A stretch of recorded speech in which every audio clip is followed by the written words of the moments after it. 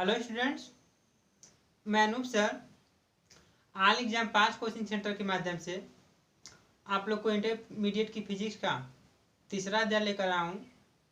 इसका कुछ टॉपिक हम लोग पढ़ चुके थे और इस टॉपिक में हम लोग समविभव पृष्ठ के बारे में जानेंगे।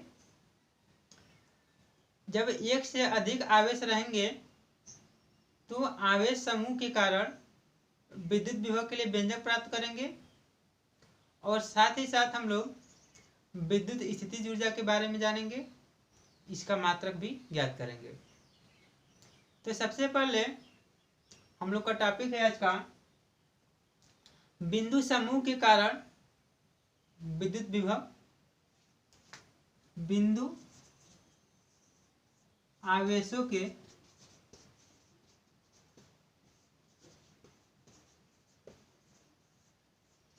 समूह के कारण विद्युत विभव।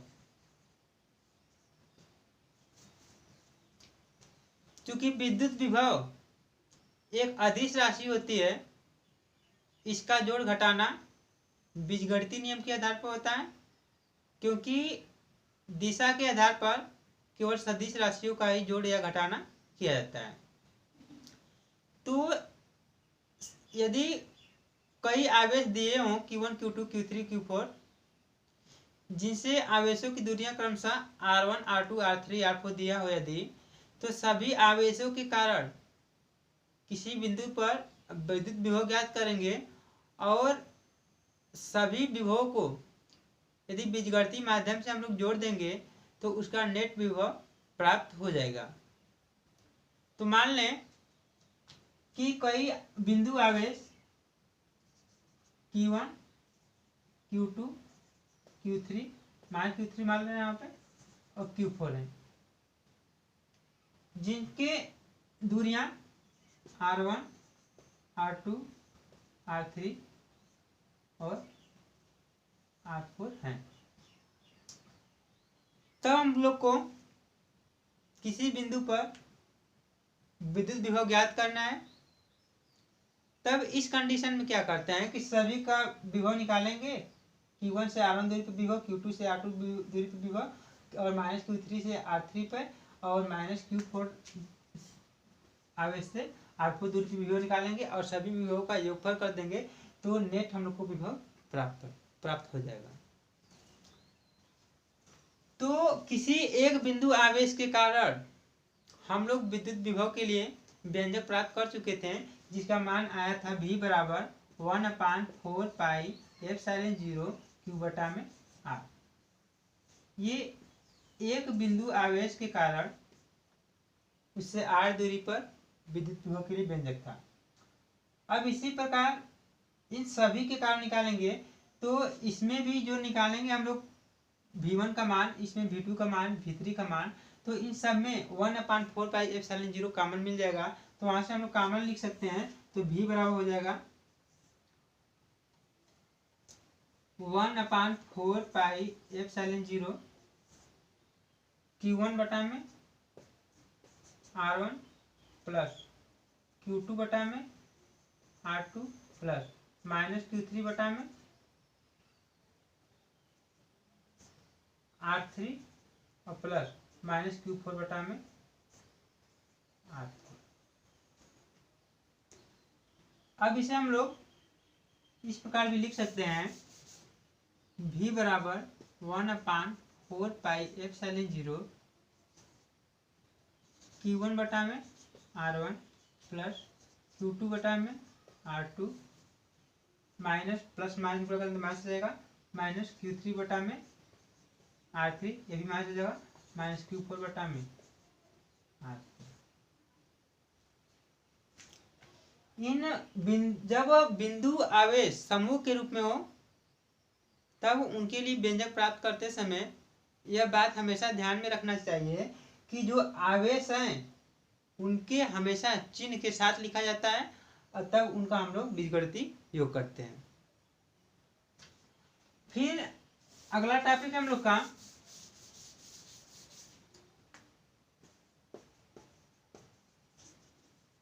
समविभव पृष्ठ।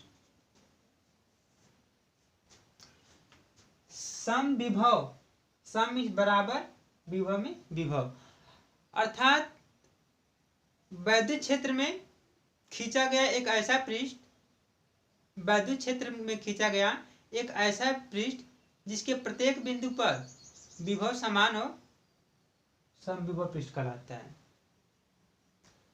वैद्युत क्षेत्र में खींचा गया एक ऐसा पृष्ठ जिसके प्रत्येक बिंदु पर विभव समान हो, समविभव पृष्ठ कहलाता है। दूसरे शब्दों में हम कह सकते हैं कि समविभव पृष्ठ एक ऐसा पृष्ठ होता है जिसके दो बिंदुओं के बीच का विभवांतर शून्य होता है। क्योंकि विभवांतर क्या होता है? विभव का अंतर। अर्थात मान लें एक बिंदु पर विभव है 5 वोल्ट और दूसरे बिंदु पर भी विभव 5 वोल्ट है, तब विभवांतर ज्ञात करेंगे तो 5 वोल्ट माइनस 5 वोल्ट बराबर क्या हो जाएगा? 0। अर्थात समविभव पृष्ठ एक ऐसा पृष्ठ होता है जिसके दो बिंदुओं के बीच का विभवांतर हमेशा शून्य होता है। इस स्थिति में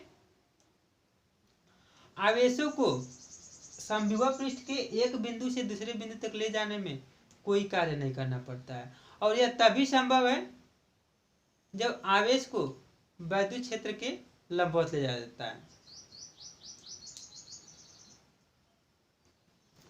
अतः समविभव पृष्ठ के प्रत्येक बिंदु पर खींची गई वैद्युत बल रेखाएं हमेशा पृष्ठ के लंबवत होती हैं। यदि हम लोग प्लस क्यू बिंदु आवेश ले लें तो इससे वैद्युत बल रेखाएं खींची जाती हैं।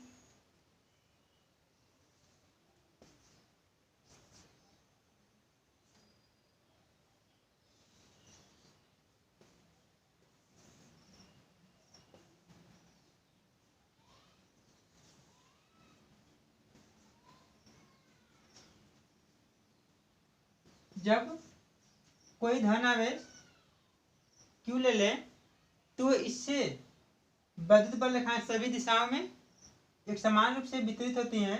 यदि इस धन आवेश को केंद्र मानकर एक गोली आकृति खींच लें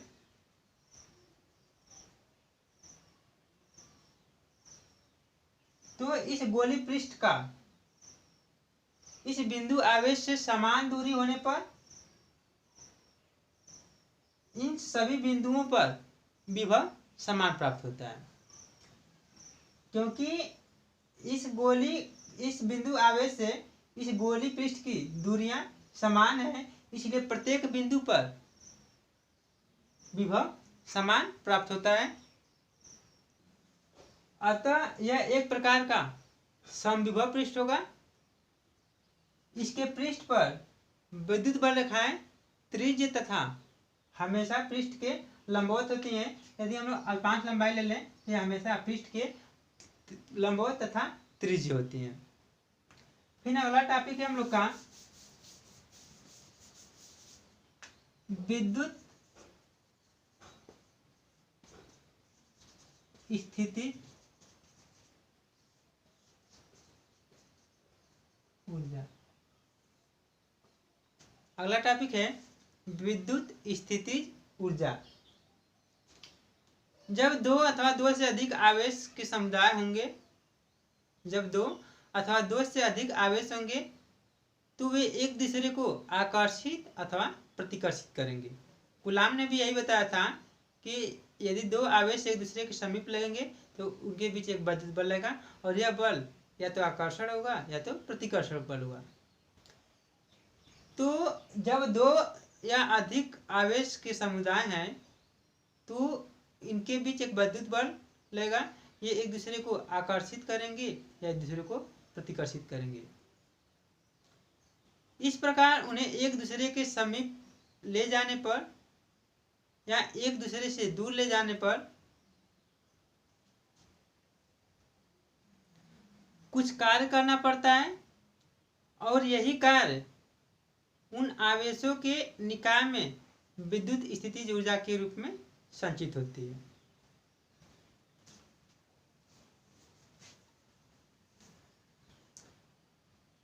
अब यहाँ से हम लोग विद्युत स्थितिज ऊर्जा की परिभाषा ज्ञात कर सकते हैं। किसी आवेश की निकाय की विद्युत स्थितिज ऊर्जा उस कार्य के बराबर होती है जो आवेशों को परस्पर अनंत से किसी बिंदु तक लेकर जाकर निकाय की रचना करने में व्यय होता है। किसी आवेश की निकाय की विद्युत स्थितिज ऊर्जा उस कार्य के बराबर होती है जो आवेशों को परस्पर कुछ दूरी पर अनंत से लाकर निकाय की रचना करने में खर्च करना पड़ता है। अगर मान लें हम लोग कि एक निकाय ए बी है, ए बी एक निकाय है जिनके बीच की दूरी r है।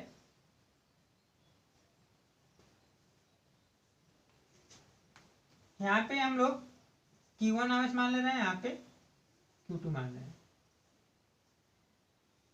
यदि विद्युत स्थितिज ऊर्जा ज्ञात करने के लिए हम लोग आवेश Q2 को बिंदु B पर न मानकर अनंत पर मान ले और अनंत पर से बिंदु Q2 तक लाने के लिए एक कार्य करना पड़ेगा और यही कार्य इस निकाय AB की विद्युत स्थितिज ऊर्जा के रूप में संचित रहता है।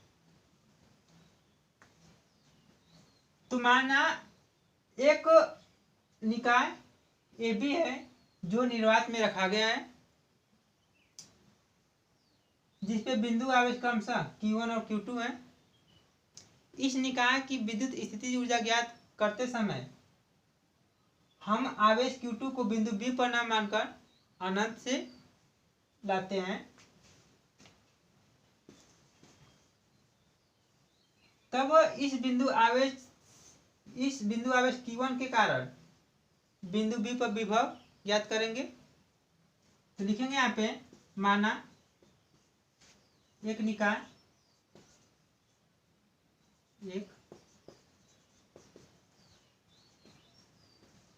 AB है जो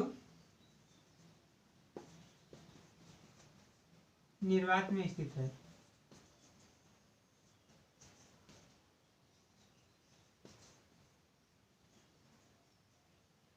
विद्युत स्थितिज ऊर्जा ज्ञात करने के लिए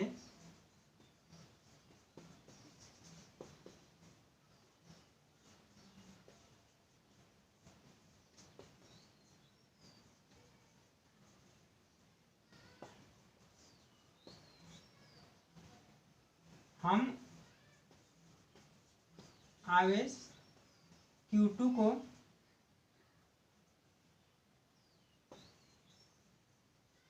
बिंदु B पर अनंत से लाते हैं। हम इस Q2 आवेश को बिंदु B पर ना मान कहाँ का मान लो, यहाँ पे अनंत पे ये Q2 आवेश है, Q2 आवेश अनंत पे रखा गया। अब इस Q2 आवेश को बिंदु B पर लाएंगे। तो सबसे पहले आवेश Q1 के कारण बिंदु B पर विभव ज्ञात कर लें। आवेश Q1 के कारण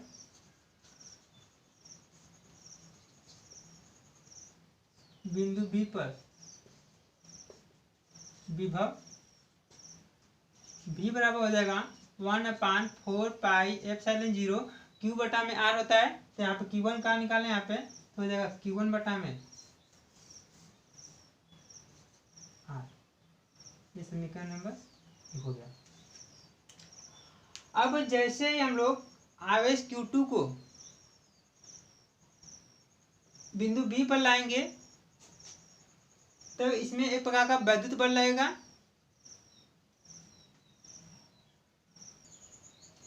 और इस वैद्युत बल के विरुद्ध हमें एक कार्य करना पड़ेगा। अतः आवेश Q2 को अनंत से बिंदु बी तक लाने के लिए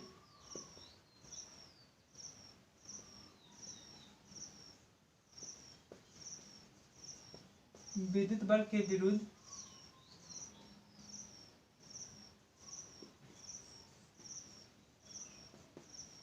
किया गया कार्य। तो W बराबर होता है वी क्यू। तो W यहाँ पे V और ये हो जाएगा Q2, क्योंकि Q2 को ला रहे हैं यहाँ पे। तो W बराबर V का मान ज्ञात कर चुके हैं हम लोग 1/4πε0 Q1 बटा में आर। तो हो जाएगा 1/4πε0 Q1 बटा में आर, और ये पहले से Q2 है और कार्य का मात्रा जूल होता है। और यही कार्य Q1 और Q2 निकाय द्वारा निकाय में वेग ऊर्जा के रूप में संचित होता है। तो इसे हम लोग U से दिखाते हैं। तो U बराबर हो जाता है 1/4πε0 Q1 Q2 बटा में आर जूल।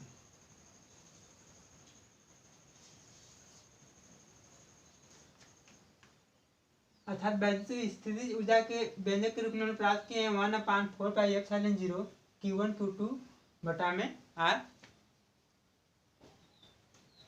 यही कार्य ही निकाय Q1 प्लस Q2 की विद्युत स्थितिज ऊर्जा है, और इसे हम लोग U से दिखाते हैं। और U का मान है 1/4πε0 Q1 Q2 बटा में आर। यदि दोनों समान आवेश हैं तो वे एक दूसरे को प्रतिकर्षित करते हैं, और प्रतिकर्षण बल के विरुद्ध हमें कार्य करना पड़ता है, जिससे निकाय की विद्युत स्थिति ऊर्जा बढ़ती है। और यदि इन्हें एक दूसरे से दूर लाया जाता है तो इस स्थिति में निकाय द्वारा कार्य प्राप्त होता है, और इस दशा में वैद्युत स्थितिज ऊर्जा का मान कम हो जाता है। ठीक इसी प्रकार यदि दोनों विपरीत प्रकार के आवेश हैं तो वे एक दूसरे को आकर्षित करते हैं, और इस दिशा में निकाय की विद्युत स्थितिज ऊर्जा का मान कम हो जाता है, और जब इन्हें दूर ले जाया जाता है तब निकाय की विद्युत स्थितिज ऊर्जा का मान बढ़ जाता है।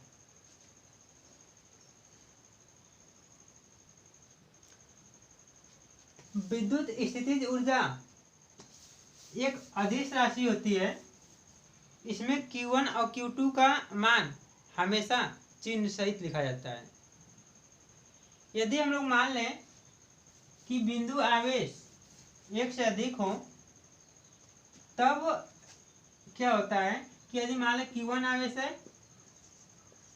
माइनस Q2 आवेश है और Q3 आवेश है, ये किसी त्रिभुज के कोने पर रखे गए हैं, तब विद्युत स्थितिज ऊर्जा ज्ञात करना है। तो मान लीजिए हम लोग का एक त्रिभुज है जिसके कोने पे Q1 आवेश माइनस Q2 आवेश और Q3 आवेश है। इनके बीच की दूरी R12 मान लें, इसके बीच की दूरी R23 मान लें, और इसके बीच की दूरी R31 मान लें।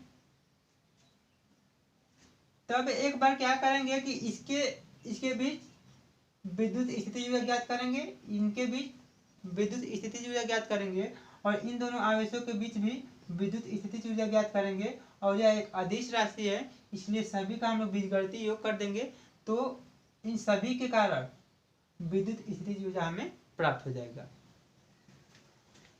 तो जो इनके लिए सूत्र प्राप्त होगा उन सभी में 1/4πε0 कॉमन मिल जाएगा। तो 1/U बराबर हो जाएगा 1/4πε0 कॉमन कर लेंगे, तब इन दोनों के बीच लेंगे यहाँ पे। तो Q1 इंटू माइनस Q2 बटा में इनके बीच की दूरी R12, यहाँ पे R12 प्लस इनके बीच की लेंगे तो माइनस Q2 इंटू Q3 बटा में इनके बीच की दूरी R23, तो यहाँ पे हो गया R23 प्लस, अब इनके बीच ले रहे हैं यहाँ पे, तो Q1 इंटू Q3 बटा में इनके बीच की दूरी R31 हो गया ऐसे हो। अब यहाँ पे माइनस का प्लस में गुणा करेंगे तो माइनस हो जाएगा, यहाँ पर भी माइनस हो जाएगा, तो इसको हम लोग इस प्रकार भी लिख सकते हैं यहाँ पे U बराबर, और इसका मतलब होता है जूल, U बराबर 1/4 pi epsilon 0 minus Q1 Q2 बटा में R12, यहाँ पर भी माइनस हो जाएगा, माइनस Q2 Q3 बटा में R23, और यहाँ पर प्लस है तो प्लस Q1 Q3 बटा में R31, और इसका मात्रक होता है जूल। इस प्रकार यदि एक से अधिक बिंदु आवेश हो तो हम लोग विद्युत स्थिर ऊर्जा का मान प्राप्त कर चुके हैं। मैं आशा करता हूँ कि यह वीडियो आप लोगों को समझ में आया होगा। यदि इसमें आप लोगों को कोई प्रॉब्लम हुई हो तो नीचे कमेंट में जरूर लिखें। धन्यवाद।